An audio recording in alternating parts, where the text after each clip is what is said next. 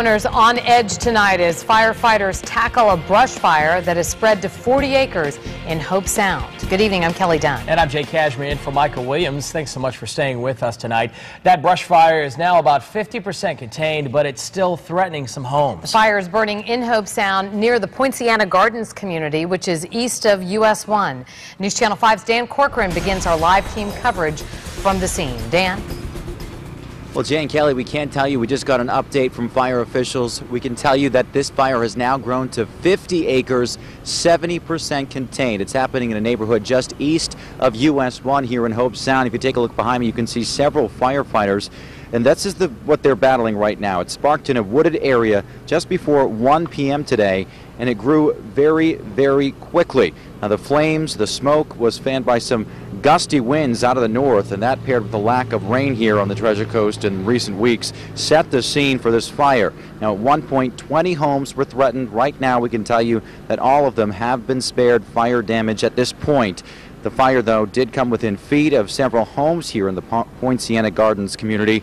Crews from Martin County Fire Rescue and from the Florida Forest Service expecting to be here overnight, making sure this fire does not flare up. Again, we're told at this point 50 acres, 70% contained. No cause yet has been pinpointed. Fire officials do tell us, though, it did start in a wooded area, and that investigation, of course, will also continue through this evening. That's the latest from the ground. For now, we'll send it up into Chopper 5 and Captain Julie with a view from above. Dan, we're still seeing the forestry airplane at the top of your screen there flying over this fire. They're the only aircraft right now monitoring the fire. The helicopter that was putting the water onto the hotspots, he is now landed.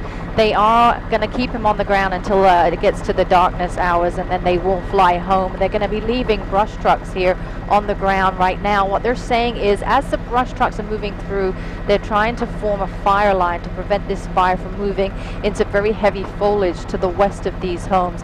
Not so concerned about the homes now, more to this fire spreading and getting into the pine trees and some of those melaleuca trees. So they're going to leave those brush trucks on the ground. As they're moving through the brush, they're stirring up some of the cinders, and that is reigniting the fire into these little hot spots. The helicopter will stay here, as I said, until it gets dark, and they will be able to return to drop more water onto this fire as some of those hot spots flare up. But the situation certainly looks a lot better than it did a couple of hours ago. It's just really a smoky situation now, but I'm sure the homeowners on the ground will be very much relieved when they can no.